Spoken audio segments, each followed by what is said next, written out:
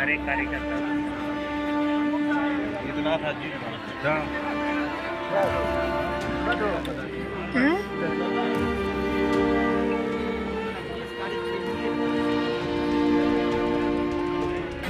सर्व समाज की है ये जीत, उससे ज्यादा गरीबों की है ये जीत, गरीबों की उम्मीद की है। जबरदस्ती मोटेशन और जबरदस्ती पैसा लेके जवाबबंदी करना बंद नहीं कीजिएगा तो हम आपको जीने नहीं देंगे। याद रखिए कि उसको बलि का बकरा अपने 10,000 रुपया के लिए चढ़ाता है, आज से वो बंद कर दे, या तो मैं रहूंगा या तो। यदि आपको लगता होगा कि पटना में बैठे मुख्यमंत्री आपको बचा लेगा तो पप्पू यादव के रहते किसी बाप की औकात नहीं है आपको बचा ले। ये सब आज से ही बंद कर दीजिए। मैं कभी नहीं जा सकता हूँ, मुझे सब पता है, हमको किसी से पूछना नहीं है। आज से मेरी जिम्मेदारी, हिंदुस्तान की जनता कभी पसंद नहीं करती। जब जुल्म बढ़ते हैं, अन्याय बढ़ता है, किसी के अधिकार और विचारों पर हमला होता है, किसी के सम्मान, किसी भी जाति वर्ग धर्म विशेष। एक तो सबसे बड़ा दिक्कत क्या है, ऐसा कोई भी अपना नहीं बचा जिस पर भरोसा किया जाए। भरोसा ही इस देश से खत्म हो गया। तो जब भरोसा खत्म हो जाए, विश्वास खत्म हो जाए, तो आम आदमी की जिंदगी कैसे मुस्कुरा पाए, उसकी जिंदगी में खुशियां कहां से आएगी। और जिंदगी का मतलब क्या होता है, एक सब अपनी जिंदगी के लिए खुशियां ढूंढती है, सब अपनी लाइफ के लिए एक रास्ता ढूंढता है। सोशल मीडिया, प्रिंट मीडिया, सभी लोग, मैं आभार प्रकट करता हूं कि 9 महीना जो प्रणाम पूर्णिया, सलाम पूर्णिया, फिर वर्कर की बैठक, पहले फिर रैली, फिर एक घटना घटित हुई, इनका साथ आम लोगों के तरह बहुत ज्यादा। देखिए ये जीत सर्व समाज की है, ये जीत उससे ज्यादा गरीबों की है, ये जीत गरीबों की उम्मीद की है। ये जीत, हमें याद है हम कभी भी इतना चुनाव लड़े, एक बार हम विधायक से चुनाव लड़े थे पूर्णिया, 12 या 1800 या 800 से हम चुनाव हार गए। अजीता जिंदा थे, वो चुनाव जीत गए थे, हम सिंहेश्वर से हार गए थे, फिर तुरंत एमपी का चुनाव हो गया। जब भी एमपी का चुनाव लड़े, पूर्णिया में हमारी बढ़त नहीं रही। सोचिए कि पहली बार पूर्णिया में हमको बढ़त मिली, पहली बार।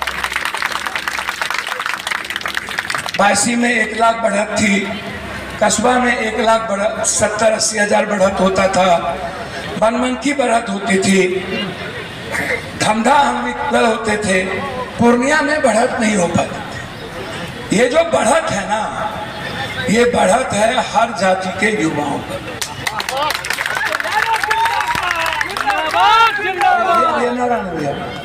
पूर्णिया की जनता और कोसी की जनता, सीमांचल की जनता के अलावा कोई नारा नहीं लगेगा, कोई नारा, कोई नारा,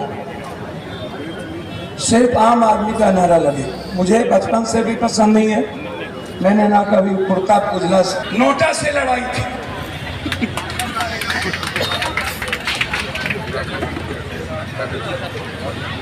इसीलिए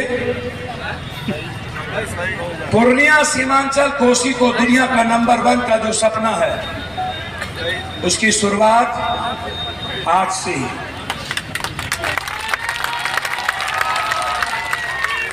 मैं आंख बंद करके, डॉक्टर साहब लोग हमारे रिश्तेदार हैं, मैं उनकी बहुत इज्जत करता हूं। जो पैथोलॉजी, जो दवाई का दुकान,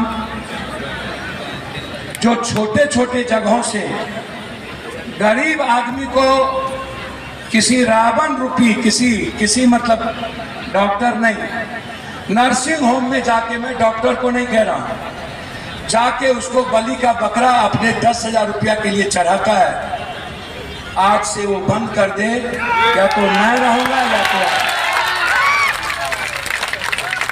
डॉक्टर साहब आप हमारे अपने हैं।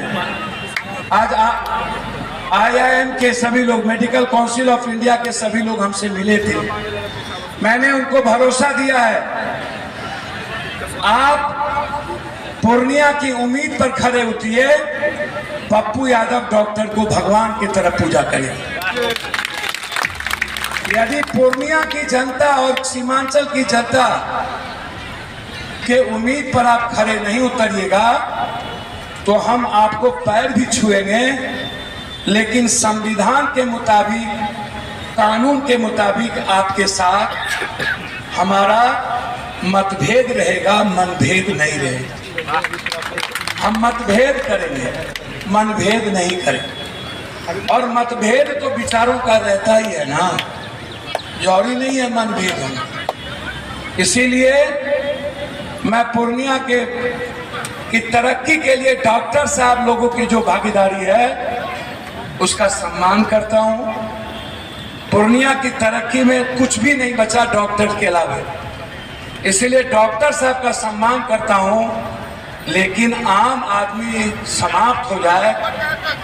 रात में हॉस्पिटल में, सदर अस्पताल में, वहां का सिपाही अटेंडेंट को पीटे, छेड़े, वहां के नर्स गाली दे, ये सब आज से ही बंद कर दीजिए। मैं कभी भी जा सकता हूं, मुझे सब पता है, हमको किसी से पूछना नहीं है। आज से मेरी जिम्मेदारी शुरू, जब तक पूर्णिया को न्याय नहीं मिलेगा, जब तक थाना ब्लॉक के अधिकारी जबरदस्ती मोटेशन और जबरदस्ती पैसा लेके जवाबबंदी करना बंद नहीं कीजिएगा तो हम आपको जीने नहीं देंगे। याद रखिए, 20,000 40,000 बाबू के घर से मांगते हैं। मैं खुद देखूंगा मोटेशन और जमाबंदी को। हम आपको रोकने वाले नहीं हैं, लेकिन आपको गलत काम करने नहीं देंगे, ये मेरी जिम्मेदारी है। न्याय मेरी प्राथमिकता, ये आपको विनम्रता देखनी पड़ेगी, वो नहीं है हर कीमत पे, हर कीमत पे। और जो लोग बड़ी बड़ी जमीन ले लिए हैं और एक जमीन को 10 आदमी को दे करके पैसा लिए हुए हैं, हम उनसे भी कहेंगे कि 9 आदमी का पैसा लौटा दीजिए और एक आदमी को सही तरीके से जमीन दे दीजिए। हम सबका हिसाब जानते हैं, हमारे पास सबकी डिक्शनरी है। यदि आपको लगता होगा कि पटना में बैठे मुख्यमंत्री आपको बचा लेगा, तो पप्पू यादव के रहते किसी बाप की औकात नहीं है आपको बचा लेगा। वो मुख्यमंत्री हो या प्रधानमंत्री या कोई कमिश्नर हो या कोई कलेक्टर, वो भी कानून संबद्ध काम करेंगे और पप्पू यादव भी कानून संबद्ध ही काम करेंगे। आप कानून के दायरे में रहेंगे तो मेरे लिए पूजनीय और वंदनीय। आप कानून से अलग हटके आम आदमी को तकलीफ देंगे तो हम एक सेवक हैं। पहली बार बिहार पूर्णिया के एक आदिवासी 90% पप्पू यादव के लिए पागल था। हर मुसलमानों के घर में दुआएं हो रही थी, हर गरीब आदमी के घर में दुआएं हो रही थी।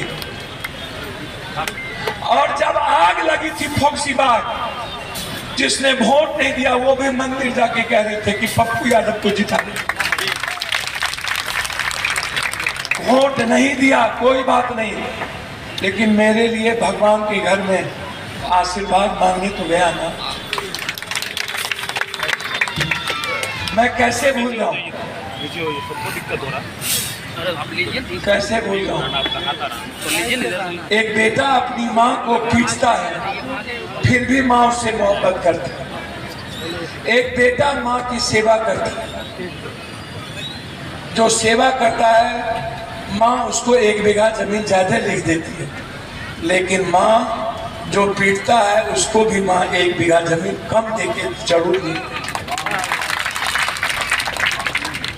इसीलिए मैं अपने